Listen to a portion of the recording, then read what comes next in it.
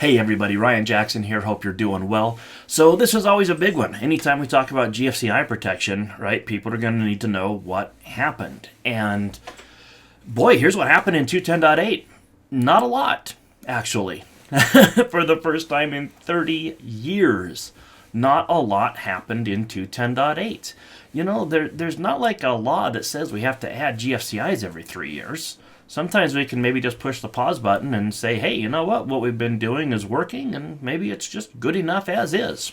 So there were definitely some changes that happened in 210.8, and we're going to talk about those, but we didn't add any new locations for GFCI protection for the first time in about 30 years. So let's take a peek and see what did happen in 210.8.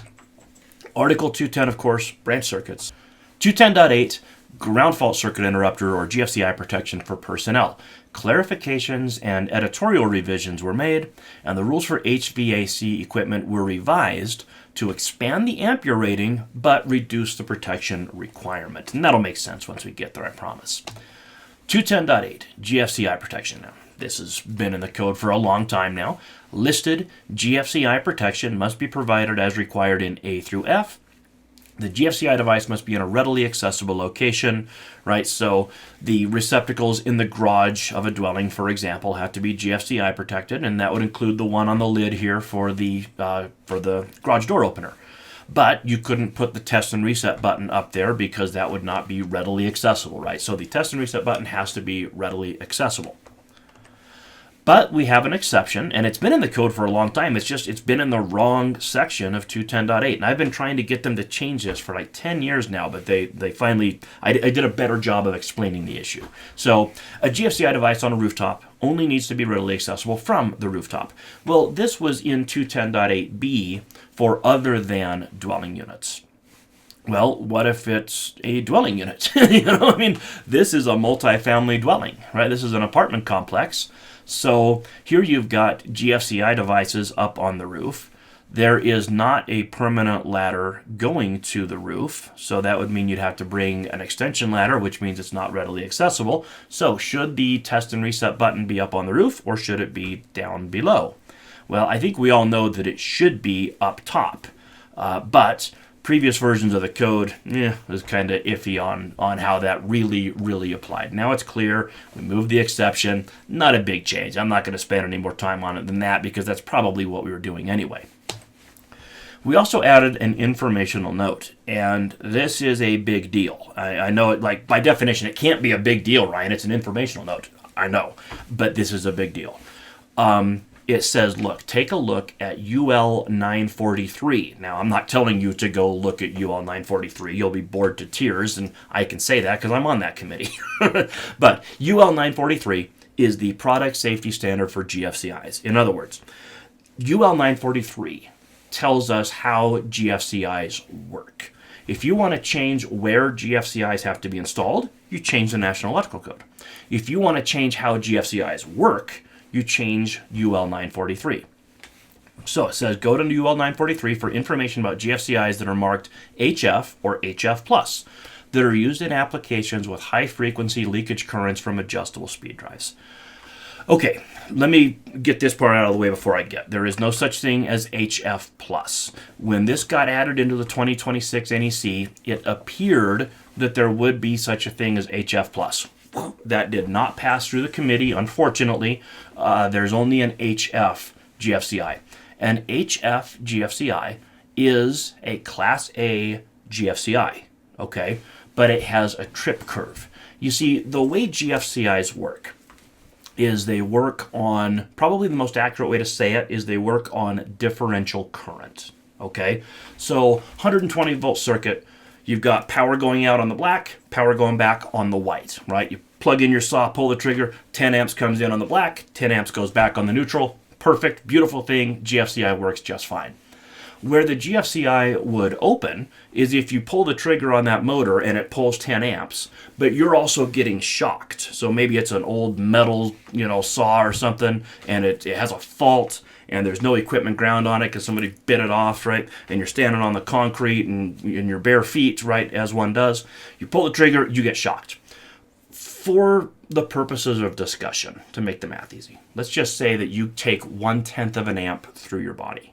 I know you would be dead, but let's just do the math. So 10 amps for the motor, 0.1 amps goes through you. That would mean 10.1 amps comes in on the black, but only 10 amps goes back on the neutral, and the other 1/10 of an amp went through you, through the earth, back up the ground rod to the utility source, right? So the GFCI is going to look at that and say, wait a minute, 10.1 amps on the black, 10 amps on the neutral, where did that other 1/10 of an amp go? And the GFCI is going to trip, because the GFCI is going to say, wait a minute, that unaccounted for current is perhaps going through a human and killing them. So the GFCI opens when there is a difference in current between the circuit conductors. That can be the hot and neutral. That can be the two hot conductors if it's like a 240 or 208 volt load. That could be the three hot conductors if it's a three-phase circuit. It could even be two hots and a neutral if it's a a circuit like a range that has both line-to-line and line-to-neutral loads. It measures the circuit conductors and it looks for a difference in current. Okay. Well, here's the problem. If that difference in current is more than 6 milliamps, the GFCI has to trip. If it's less than 4 milliamps, it must not trip. Okay, so GFCIs open between 4 and 6 milliamps of differential current. All right? Now, here's the thing. GFCIs have been in the code since 1968.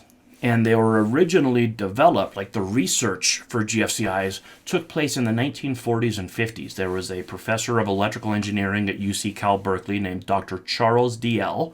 And Dr. Charles D.L., because it was back in the 40s and 50s, he could just take his graduate students and be like, hey, Mr. Jones, you've got a C in class. How'd you like to have an A, pal? And Mr. Jones says, yeah, Dr. DL, what can I do for you? And he says, hey, I'm doing some research on electric shock. How about you hold these two wires in your hands, Mr. Jones, and tell me how bad this sucks. Right? And he'd turn it on and shock the hell out of these folks. And that's how we learned about electric shock on humans. It really is. And you can download Dr. DL's research. It's spelled DALZIEL is how you spell Dr. DL. But look for Charles DL, and you can download his white papers, and there's pictures of these poor guys getting shocked. But here's the deal. Back in the 40s and 50s, we lived in a different world when it comes to how our premises wiring systems looked, right? You didn't have variable frequency drives and LED lights and fluorescent and, computers and nonlinear loads. Everything was resistance heating and incandescent light bulbs, nice, pretty, normal 60 hertz waveforms, right? That's not the world we live in today. So GFCIs have not evolved for over 50 years. They look at 4 to 6 milliamps. If it's more than 6, they trip. If it's less than 4, they don't trip. That's it. Well, here's the problem. When I have a high frequency circuit, okay, the severity of an electric shock depends on three things. Number one, how much current is going through you, obviously determines how bad the shock is. But number two, equally obvious, is the duration that you're exposed to the shock. Are you getting shocked for 1 minute or for 1 second or for 1 millisecond? It's going to have a different effect on you. The other thing that impacts the severity of electric shock is the frequency of the circuit. A 60 hertz shock is going to impact you differently than a 6,000 hertz shock or a 60,000 hertz shock. And what we found is that once you get to about 10,000 hertz, from 0 up to 10,000 hertz, the higher the frequency, the worse the electric shock. But once you get above 10,000 hertz, then the current tends to travel on your skin and doesn't impact your nervous system quite as badly. And that's quite literally skin effect, right? We know that with conductors. The higher the frequency, the more it travels on the perimeter of the conductive surface. Well, that's true not just for copper and aluminum and copper-clad aluminum. It's true for you, right? Higher the frequency, the more it travels on your skin, the less it impacts you. And in fact, what we found is when you get into high frequencies, like 150,000 hertz, you can't even feel an electric shock until you get above 300 milliamps. Now, 300 milliamps at 60 hertz, you're in a coffin, right? The game is over. Nobody's going to survive 300 milliamps at 60 hertz. But at 150,000 hertz, you can't even feel 300 milliamps. So all of our GFCIs are designed to trip at 6 milliamps, period, regardless of frequency. Because in the 1960s, frequency didn't matter, right? Well, now we have adjustable speed drives. And we not only have adjustable speed drives on big industrial equipment, you probably have it in your kitchen, right? Your refrigerator, if you have a modern refrigerator, it likely uses an adjustable speed drive and is a high-frequency appliance. Just like your air conditioner is probably a variable speed motor with an adjustable speed drive all built into it, and it has a high-frequency, it's a high-frequency load. And what happens when we have high-frequency loads is we do have leakage current, and the GFCI will trip. But it's not an unsafe condition, right? It's not 150,000 hertz. It's not an unsafe condition until you have over 300 milliamps of leakage current. But yet the GFCI was tripping at 6 milliamps. So for the last 5 years, we have been working in UL 943 to try to address the issue of unwanted tripping under high-frequency events. Now, some of you guys may have real-world experience with this, where you buy a brand new refrigerator, turn it on, trips the GFCI, and there's nothing unsafe about it. It's a problem, and we know it's a problem. UL 943, the people on the committee, we know it's a problem. The folks on Code Making Panel 2, they know it's a problem. We just haven't had a way to solve it yet. So we've really been trying to crack this nut, and what we ended up doing is we created what's called an HF GFCI, okay, GFCI HF. It is a Class A GFCI, meaning it provides personnel protection before you reach the let-go threshold, and certainly before you reach the ventricular fibrillation threshold. So here is the trip curve. It's not very curvy, right? But here's the trip curve for the new GFCI HF device. And you can see that current is going up. So 0 milliamps, 50 milliamps, 100 milliamps, right, going on up. And then the frequency is down here on the bottom right. So for 60 hertz, it trips at 4 to 6 milliamps of leakage current. So that is our baseline fundamental when we do the calculation, okay, in the product safety standard. We call that a frequency factor of 1.0. So at 60 hertz, it's going to trip at 1.0 times the product standard, which is 6 milliamps. At 100 hertz, it's going to trip at 1.01 times 6 milliamps. At 1,000 hertz, it's going to trip at 1.44 times 6 milliamps. And again, once you get up to 10,000, as you look down here, and you might pause the video here in a second, but look down at how incrementally the numbers get bigger and bigger and bigger, but not very quickly. 1.4, 1.9, 2.1, 2.3, 2.6, right? And then all of a sudden we get to 10,000 and we really start to change. Above 10,000, now we're only looking at multiples of 10,000 at a time from this point on, but you can see 5.97, 11.5, 17, 23, 28, 34, 40, right? We really start to make sure that the GFCI will hold for a longer duration. We don't want it tripping at levels where it's not unsafe. At 150,000 hertz, it's 6 times 85, right? 6 milliamps times 85.78 is where and here's the key. This is the no trip threshold. So really, and my apologies, I should have been saying 4 instead of 6. 4 milliamps times the frequency factor. Anything below this line, anything down here, the GFCI is not allowed to trip, okay? Now, the problem is that's the HF. The HF adjusts the no trip line. The HF plus was going to change the must trip line. Okay, so we were basically going to take the 6 milliamps times the frequency factor and say anything above that, the GFCI must trip at those values. Unfortunately, we couldn't get everybody on the technical committee to agree. And we weren't going to make any progress unless we at least got the HF into the product standard. I think we're going to start working on the HF Plus immediately.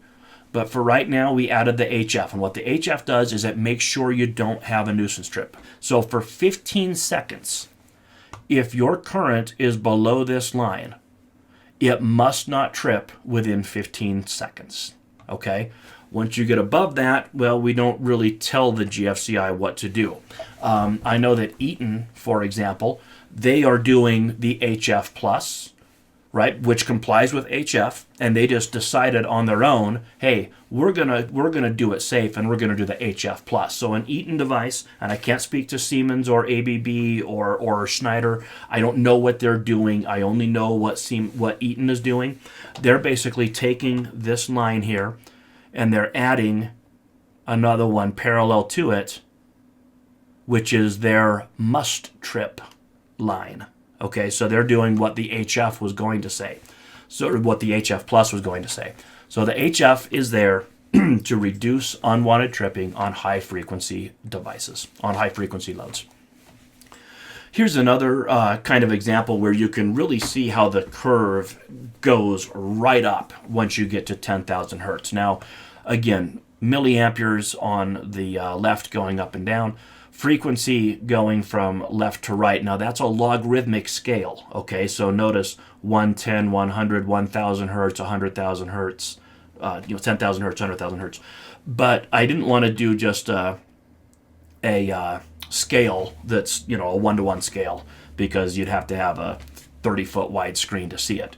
But you can see 60 hertz, 100 hertz, 800 hertz, 1,000 hertz. The line doesn't really move. Then you get to 10,000, the line starts to go up a little bit. And then once above 10,000, it really starts to go up, right? Because those high frequency events are just not that unsafe until you get to a pretty substantial electric shock. Okay, so the bottom line is this. If you have a load that is a high frequency load, like a refrigerator, right? You'll probably want to get an HF GFCI.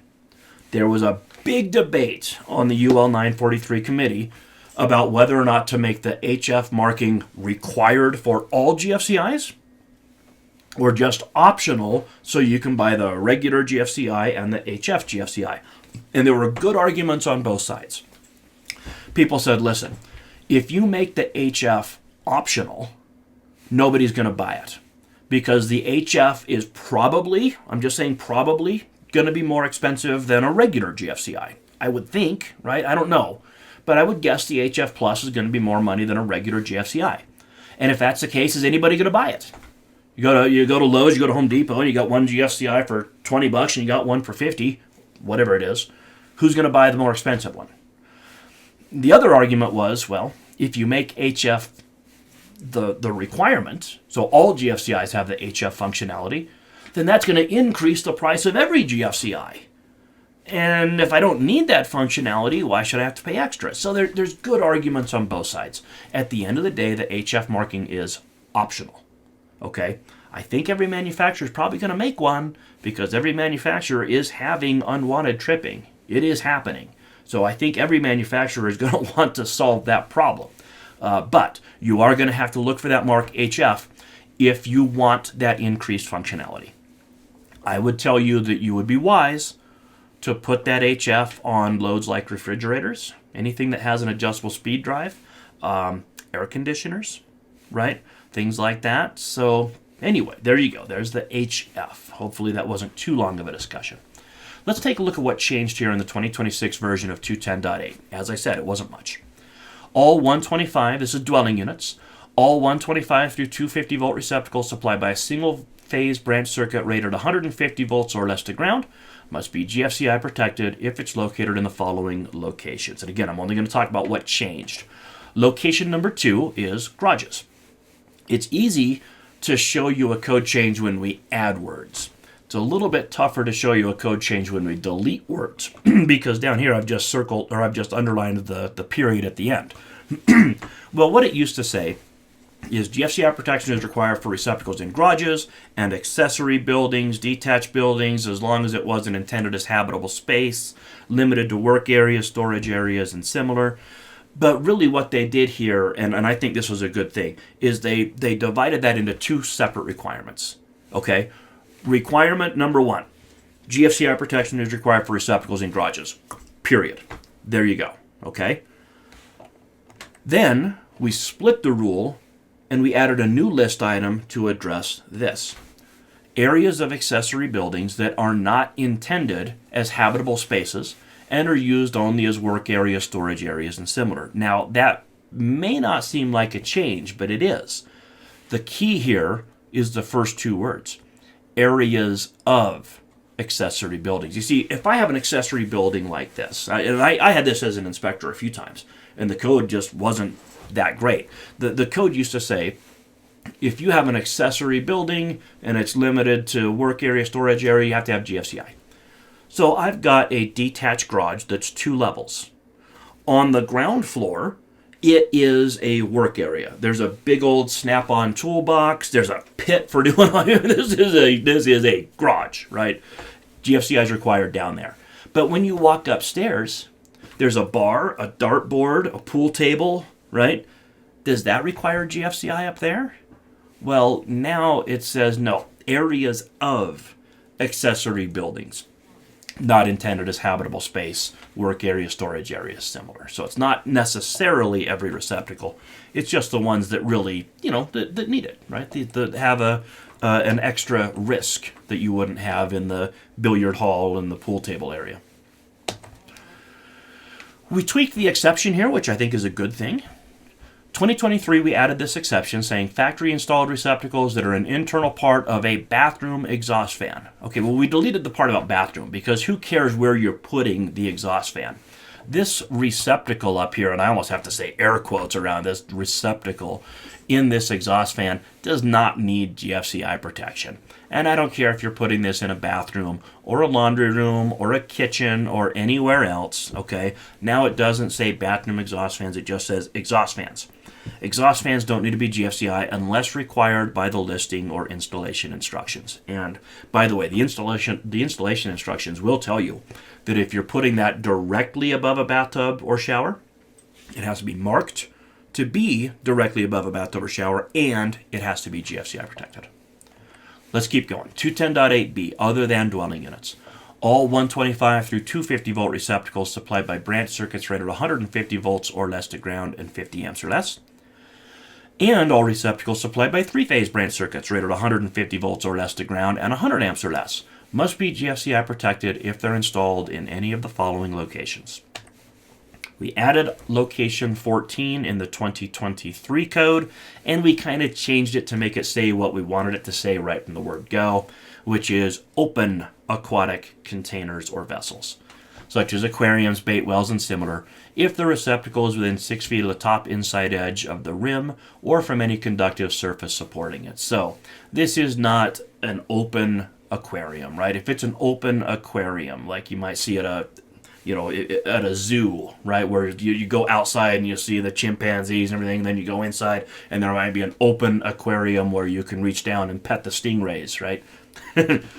That would be an example of an open aquarium, or like an open live bait well at Shields or Bass Pro Shops where you can go in and grab yourself some bait, right? That would be where we need GFCI protection. 210.8f, outdoor outlets at dwelling units. And this is really where we found out about the problem of adjustable speed drives. And this is where we had to change this because we put this in the 2020 code, 2017 code, and we've been dealing with it ever since. Outdoor outlets at dwelling units, which would include hardwired equipment, including those in the following locations, must be GFCI protected if supplied by single-phase branch circuits rated 150 volts or less to ground and 60 amps or less. It used to say 50 amps, now it says 60. That's just to provide consistency with basically the rest of the code, right? Everywhere in the code it says 150 volts or less to ground, 60 amps or less. For some reason this was 50, now it's 60. It's consistent across the board. Outdoor outlets still. GFCI protection is not required for snow melting, de-icing, or pipeline vessel heating equipment. Look, if you're in Florida, you probably don't care. I live in Utah. We have to melt snow on our roofs a lot of times. So if you have heat tape on the roof, this rule does not apply to you because heat tape 426.28 already requires GFPE, right? So we just kind of have an exception there for snow melting, de-icing, pipeline vessel heating. When we say outdoor outlets, where exactly do we mean? Well, we mean outdoor of the dwelling. We mean outdoor of the garage, right? We mean outdoor of the accessory building. We mean outdoor of the boathouse. So, outdoors at the dwelling, outdoors at the garage, outdoors at the accessory building. By the way, if you know where I took that picture, type it in on the comments in the YouTube video. If equipment in these locations gets replaced, then the outlet for the equipment must be GFCI protected. Okay, so this is a big deal. If you have an air conditioner at your house, you replace it, you got to have GFCI protection.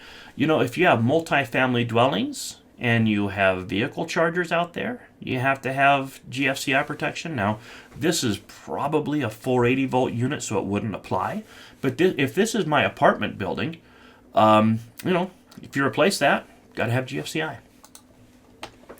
We added exception 3. Listed Class C SP GFCI is allowed for HVAC equipment instead of Class A, right? The general rule here in 210.8 is all the GFCIs have to be Class A. This exception says, well, you can use Class C SP GFCI for HVAC equipment if the HVAC equipment is listed. Now, here's the thing. I don't know what a SP GFCI costs, and I don't know what a Class A HF GFCI costs. I don't know. My assumption is that the Class A HF will be less expensive than SP GFCI and will probably solve your problems. So you might just use the HF GFCI and you're done. But if you choose to use SP GFCI instead, SP GFCI trips at 20 milliamps maximum. So it protects you against death, but it will allow you to get hung up and not have a good day, right?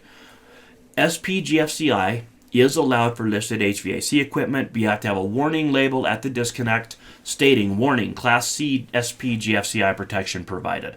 Now, is that a warning because this is creating a hazard? No, right? It's a protection device. It's not creating a hazard. We're not warning people that there's SP GFCI. We're warning people that there's not GFCI, which, like, between you and me, I think that warning label is stupid, right? You're warning people that you have protection. Give me a break. But we're warning people, hey, listen, if you expected GFCI, be advised, you don't have GFCI, you have SP GFCI. If you thought it was going to trip at 4 to 6 milliamps, it's not. It's going to trip at 20. So there's the warning, all right? Whew, that's a long video for something that didn't change, right? Didn't I say right off the bat, hey, nothing happened here in 210.8? Well, okay, well, you sure talked about it for a half hour, Ryan. Yeah, well, if you watch the video, I think you know why. There's a lot to talk about, man. Right now, the HF GFCI thing is a big deal. Nowhere in the code are we requiring you to use an HF GFCI, okay? They're not required. They're just another option when the code requires Class A GFCI protection. Okay, so if you have problems with unwanted tripping, you might get a HF GFCI that will probably solve your problems. Whew, okay, we made it through GFCIs, at least the ones in 210.8. Of course, there's always going to be other GFCI things that we're going to talk about, and we will. The next video is going to talk about loading on our branch circuits, 210.22 and 210.23. Should be a fairly quick video, but there you go. I hope to see you then. I hope that you're going to be safe out there, and I also hope that you have a great day. See you next time.